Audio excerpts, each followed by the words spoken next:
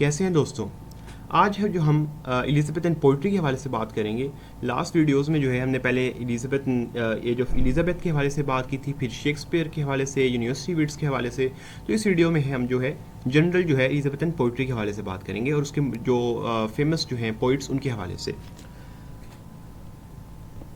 तो Elizabethan as, जैसा कि मैंने लास्ट वीडियो में भी बताया था कि ये सिर्फ एक रेन नहीं था क्वीन एलिज़ाबेथ का, rather it was also known as the golden age of English poetry and drama.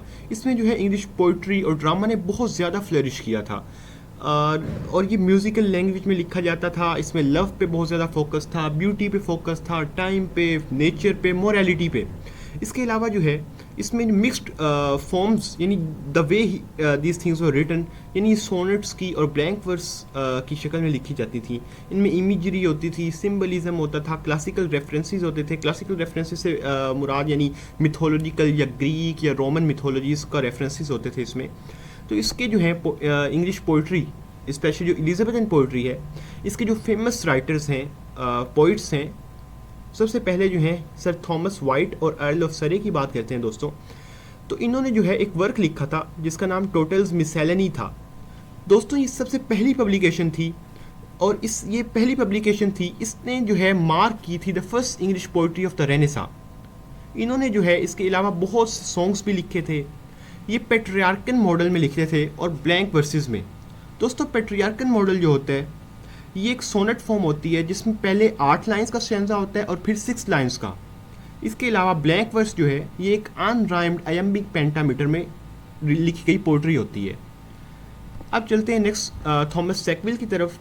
तो इनका जो टाइम पीरियड है वो 1536 से लेके 1608 तक है और ये उन लोगों में शामिल थे जिन्होंने गॉर्बेडेक यानी सबसे पहली इंग्लिश ट्रेजेडी लिखी थी ब्लैंक वर्स में।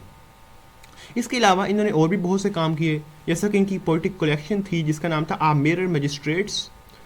अब दोस्तों चलते हैं सर फिलिप सिडनी की तरफ। तो फिलिप सिडनी जो थे ये एक सोल्जर भी थे, कोर्टियर भी थे और एक पोइट भी थे।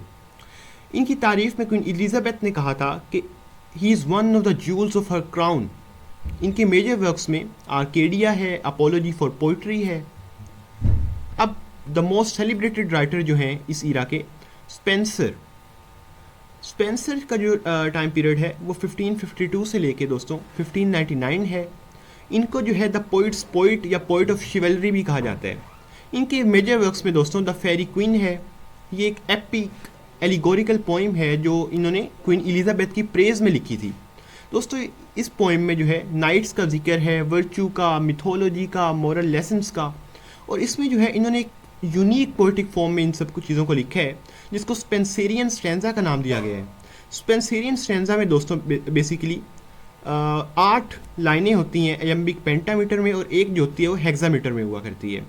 इसके अलावा इनके दूसरे वर्क्स जो हैं उनमें एमोरेटी है, ये एक सोनेट सीक्वेंस है कोर्टली लव के हवाले से। इसी तरह इनका जो लास्ट वर्क है दोस्तों एपिथेलामियन, ये एक वेडिंग पोइम है जो सेलिब्रेट करती है जो इन्होंने अपनी ही मैरिज पे लिखी थी दोस्तों।